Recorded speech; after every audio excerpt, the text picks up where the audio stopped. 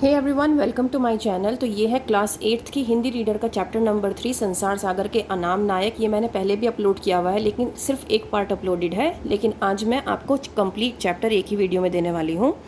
तो आज हम सबसे पहले पढ़ेंगे संसार सागर के अनाम नायक। इस चैप्टर के जो ये टैगलाइन है, इसका मतलब क्या है। अनाम मीन्स जो मशहूर ना हो, ठीक है। नायक आप जानते ही हैं, जो हीरोज़ होते हैं उनको हम क्या कहते हैं, नायक कहते हैं हिंदी में। तो आज हम उन हीरोज़ के बारे में बात करने वाले हैं जिनको हम लोग जानते नहीं हैं, क्योंकि आजकल हम डिजिटल एरा में जी रहे हैं। सो इस चैप्टर को पढ़ने का उद्देश्य क्या है। प्राकृतिक संसाधनों का महत्व समझाना, समाज के उपेक्षित वर्ग की उपयोगिता जानना। मतलब जो आपके नेचर ने आपको जो प्रोवाइड किया है उसकी आपको इम्पोर्टेंस पता होनी ज़रूरी है। उसके बाद दूसरी बात ये है कि हमारे सोसाइटी में कुछ ऐसे लोग भी हैं जिनको हम अच्छी नज़रों से नहीं देखते हैं, तो यहाँ पर उनकी भी बात की जाएगी। बढ़ते प्राकृतिक असंतुलन के कारणों के प्रति जागरूकता लाना। अब आपने देखा होगा कि बहुत ज़्यादा डिफॉरेस्टेशन हो रहा है, हम पेड़ों को बहुत ज़्यादा काट रहे हैं, जिसकी वजह से जो है इकोसिस्टम जो है वो गड़बड़ हो रहा है। तो उसके बारे में भी हम यहाँ पर जानेंगे। जल संरक्षण एवं संवर्धन के उपाय जानना, मतलब आप वाटर कंजर्व कैसे कर सकते हो, ठीक है, रिजर्व कैसे कर सकते हो, ये सब हम इसमें जानेंगे। पारंपरिक माध्यमों से जल स्रोत निर्माण का परिचय कराना और उनके प्रति सजग होना। मतलब पारंपरिक मतलब जो पुराने टाइम से चलता आ रहा हो, किस तरीके से हम पानी को कलेक्ट कर सकते हैं और उसको स्टोर करके रख सकते हैं और फर्दर उसको अपने डोमेस्टिक यूज़ में हम कैसे ले सकते हैं। प्राचीन काल के लोगों के अनुभव और प्रकृति प्रेमी रूप को सामने लाना। मतलब ये कि प्राचीन काल मतलब जो पुराने समय में एंशियंट टाइम में होता था, उनके जो हम कह सकते हैं उनके जो विचारधाराएं हैं उसके बारे में हम इस चैप्टर में जानेंगे, और उनकी जो नेचर से एक लगाव था उसके बारे में हम यहाँ पे जानने वाले हैं। कौन थे इस संसार सागर के अनाम नायक। तो यहाँ पर हम जान रहे हैं कि यहाँ पर ये कह रहा है कवि, यहाँ पे जो रचिता है वो ये कह रहा है कि कौन है वो संसार सागर के अनाम नायक जिनके बारे में हम ये चैप्टर पढ़ने जा रहे हैं। सैकड़ों हजारों तालाब अचानक से प्रकट नहीं हुए थे, इनके पीछे हजारों लोग थे जिन्होंने इन्हें बनवाया। तो ये बात आप जानते हैं कि पहले जो था टंकी नहीं थी, नल सिस्टम था। और आपको ये भी जानना ज़रूरी है कि नलों से पहले हम क्या होते थे, कुएं होते थे, और कुएं में से हमें पानी लेके आना पड़ता था, ठीक है। तो वो जो कुएं थे, तालाब थे, ये एकदम से नहीं बने थे, उसको बनवाया जाता था ताकि उसमें पानी इकट्ठा हो सके। लेकिन पिछले 200 वर्षों में नए किस्म की थोड़ी सी पढ़ाई पढ़े गए समाज ने तालाब बनाने वालों को शून्य ही बना दिया है। तो यहाँ पर हम किसके बारे में बात कर रहे हैं, यहाँ तालाब बनाने वालों के बारे में बात कर रहे हैं। अनाम नायक कौन है हमारे, जो तालाब बनाने वाले थे, जिनको हम क्या समझते हैं, शून्य समझते हैं। शून्य क्यों समझते हैं, क्योंकि हमारी नज़रों में उनकी कोई वैल्यू नहीं है। अरे ये भी कोई काम है, लेकिन अगर आपको पता होना चाहिए कि जैसे कि आपके घर का काम है, वो अगर आपके मेड एक दिन छुट्टी कर ले तो आपको पता चल जाता है कि भाई ये काम है, ये काम हम नहीं कर पा रहे हैं, ये हमारी मेड, हमारी जो हेल्पर है वो काम करती है तो हम कर पाते हैं। इसी तरीके से कोई भी काम छोटा या बड़ा नहीं होता, उसकी जो इच्छा है करने की वो होनी ज़रूरी है। तो अगर हम जो तालाब बनाने वाले हैं उनको हम शून्य समझ लेंगे तो क्या होगा, हम ये भूल गए हैं इसका मतलब कि जो पुराने टाइम में लोग पानी का यूज़ करते थे वो कहाँ से यूज़ करते थे, राइट। इस नए समाज के मन में ये जानने की भी उत्सुकता नहीं बची कि इसमें पहले के दौर में इतने सारे तालाब भला कौन बनाता था। तो यहाँ पर हम लोगों की बात हो रही है, आज के जनरेशन की बात हो रही है कि आज के जनरेशन के लोग ये बिल्कुल भी जानना नहीं चाहते कि पहले जो तालाब बनाए जाते थे, इतना पानी जो होता था इकट्ठा जो होता था, नदी झरने सब जगह रहते थे, वो क्यों होते थे। क्या ये अपने आप से पैदा हो गए थे, ये अपने आप से प्रकट हो गए थे? नहीं, इनको बनाया जाता था और उनके लिए बनाने वाले अलग से होते थे। आज तो अनाम हो गए हैं, उनका एक समय में बड़ा नाम था। पूरे देश में तालाब बनते थे और बनाने वाले भी पूरे देश में थे। कहीं यह विद्या जाति के विद्यालय में सिखाई जाती थी, तो कहीं यह जात से हटकर एक विशेष पांत भी बन जाती थी। पांत मीन्स पंक्ति। अब यहाँ पर ये बताया जा रहा है कि जैसे कि हम स्कूल जाते हैं और हम वहाँ से विद्या प्राप्त करते हैं, उसी तरीके से उन्होंने यहाँ पर एक लाइन लिखी है कि भाई ये विद्यालय में विद्या प्राप्त की जाती थी इस तरीके की। लेकिन ऐसा नहीं होता था। जैसे होता है ना कि ख़ानदानी, अगर कोई आपके पापा बिज़नेस कर रहे हैं तो ऑटोमेटिकली वो बिज़नेस आपके पास ट्रांसफ़र होता है। तो यही केस यहाँ पर भी था कि जो ये तालाब बनाने वाले थे, इनकी एक जाति चलती थी। तो ये क्या करते थे, जो अपने, और एक इंसान लग के तो तालाब बना नहीं सकता ना, उसको एक पूरी कम्युनिटी चाहिए, उसको काफ़ी लोग चाहिए तालाब बनाने के लिए।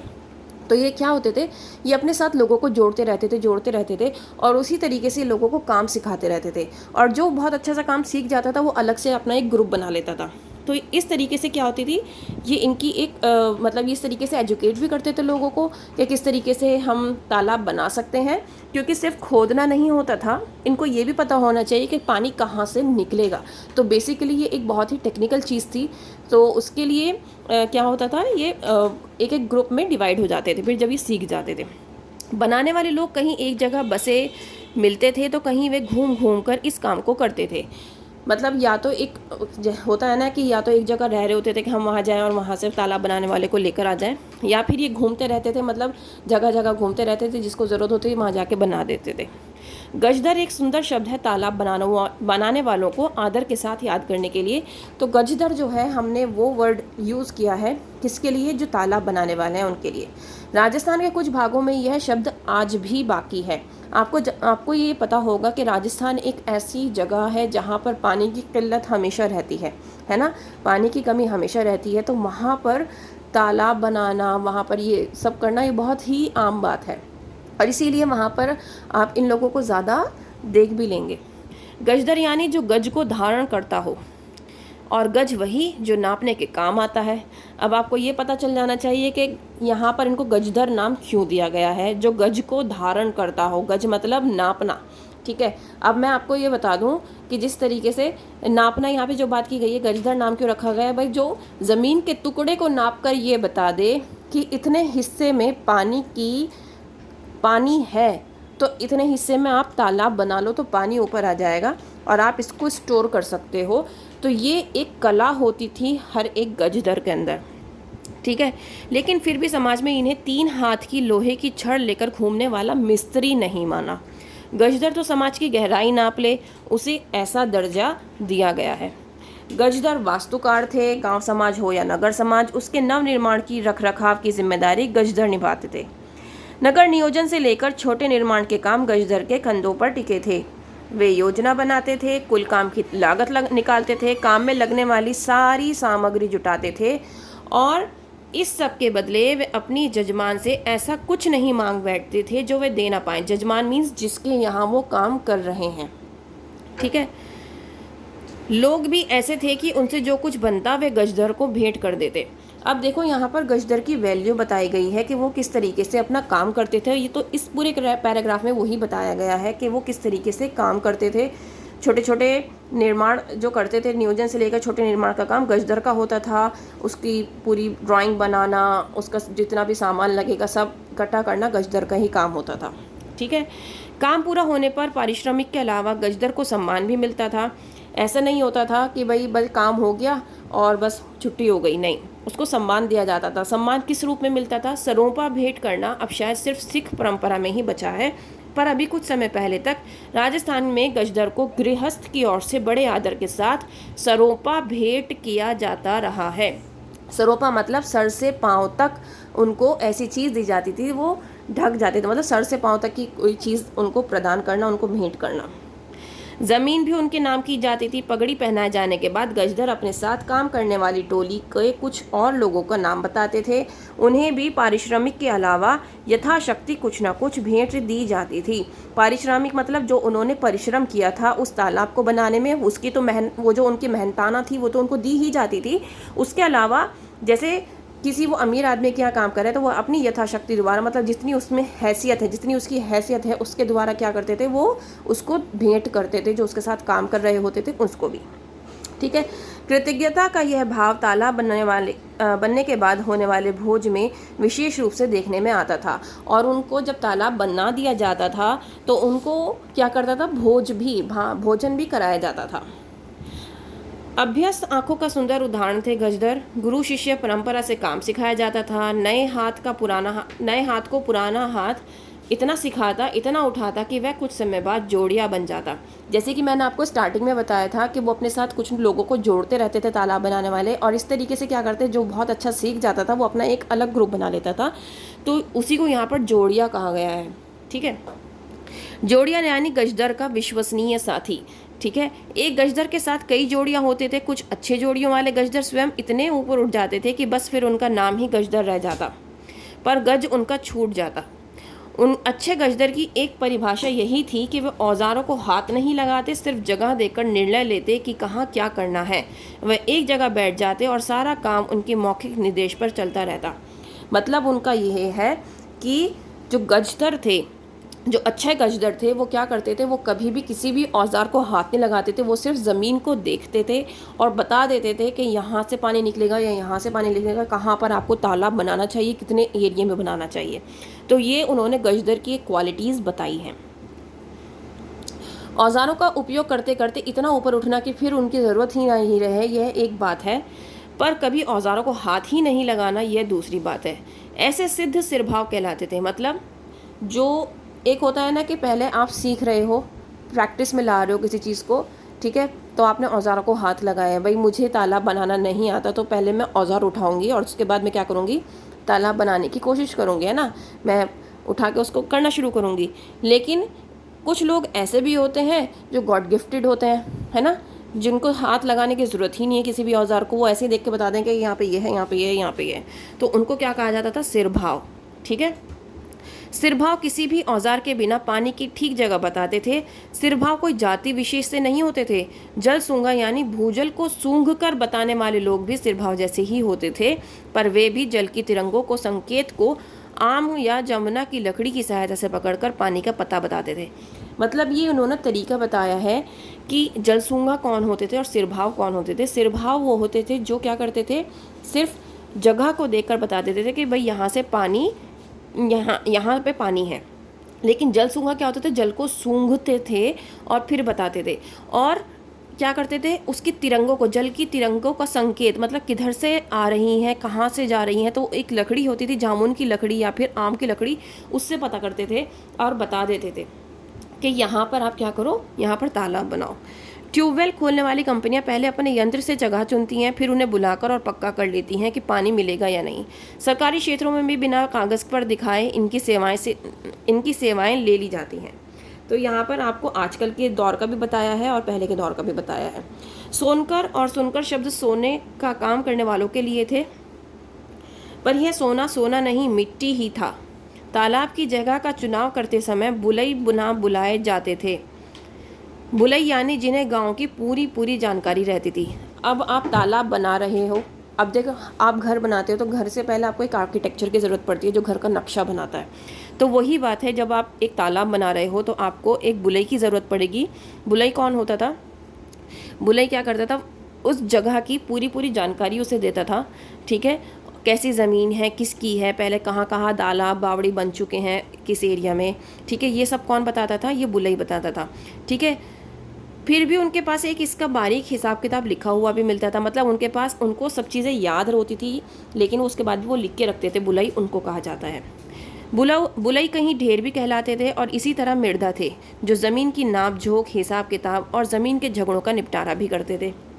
अब देखो हम इसमें ना बहुत सारे नाम पढ़ रहे हैं। अब आप कहोगे गजदर ये थे, अभी तो हमने गजदर के बारे में पढ़ा तो गजदर ये बताया, फिर उसके बाद सिरभाव पढ़ा, फिर हमने उसके बाद जलसूंगा पढ़ा। लेकिन आपको ये बता दूं, ये सब अलग अलग जगह के नाम हैं, तो हर एक का मीनिंग पता होना आपको बहुत ज़रूरी है।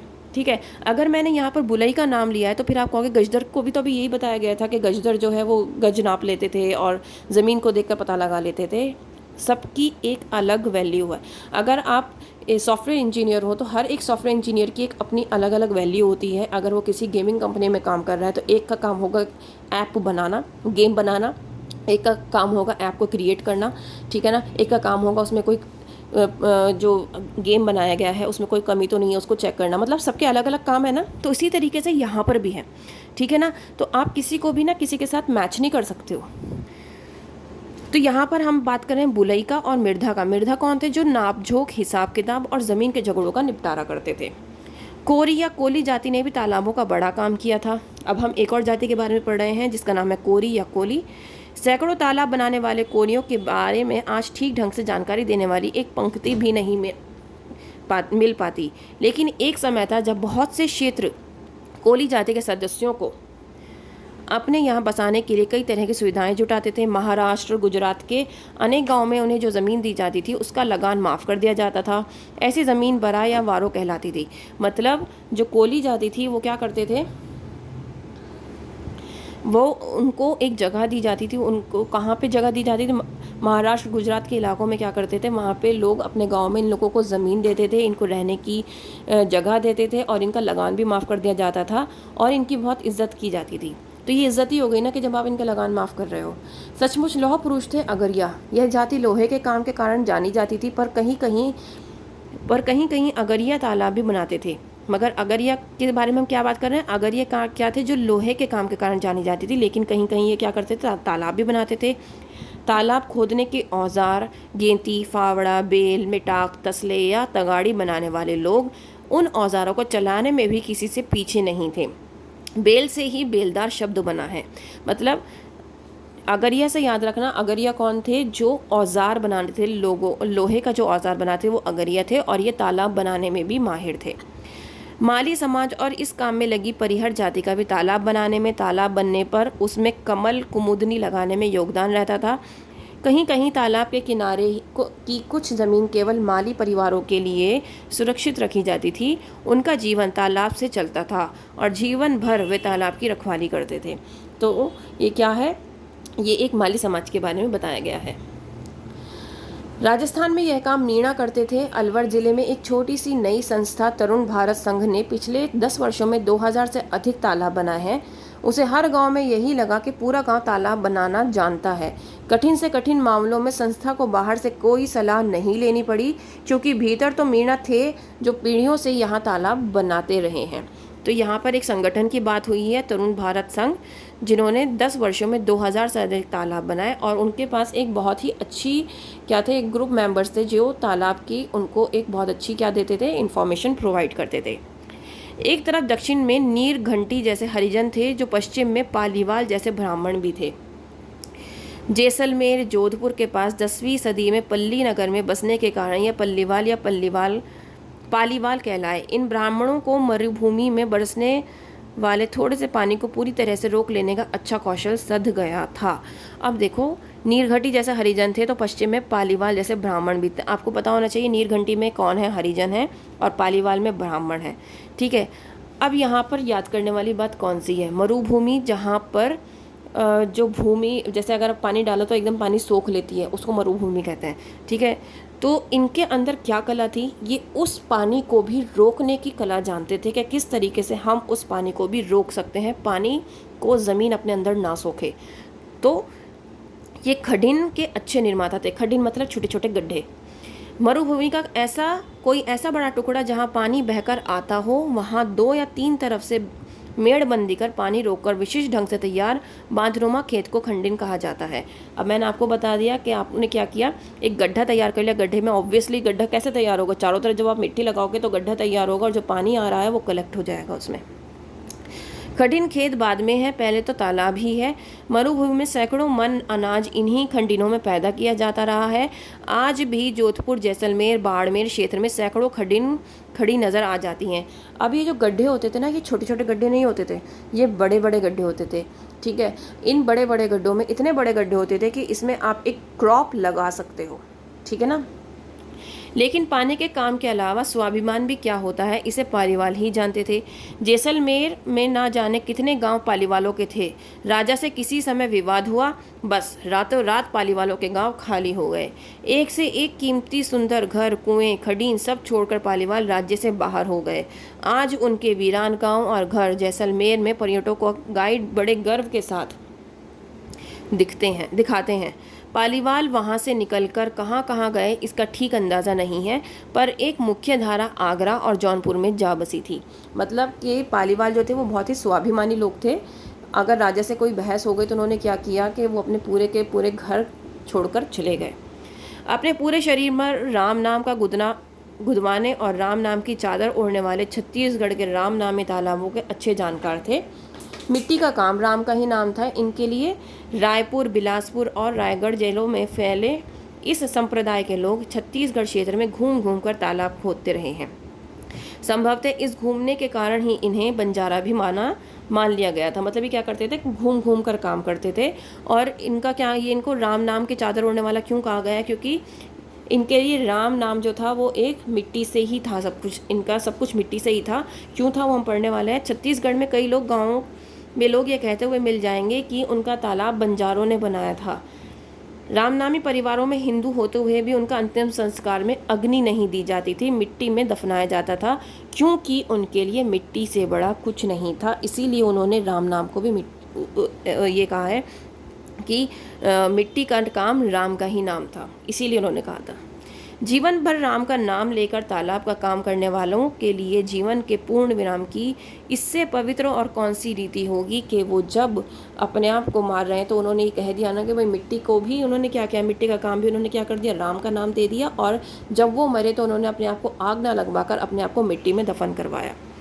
आज ये सब नाम अनाम हो गए हैं। सैकड़ों हजारों तालाब शून्य में से प्रकट नहीं हुए थे, लेकिन उन्हें बनाने वाले लोग आज शून्य बना दिए गए हैं।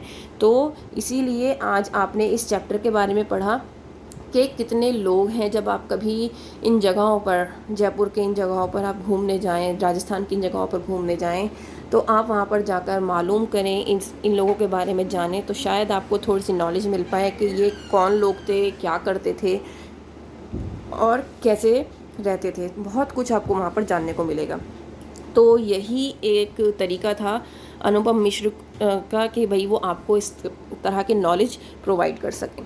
तो उम्मीद करती हूँ कि ये चैप्टर आपको अच्छे से समझ में आया होगा। अगर आया है तो लाइक शेयर ज़रूर करिए। That's all, thank you.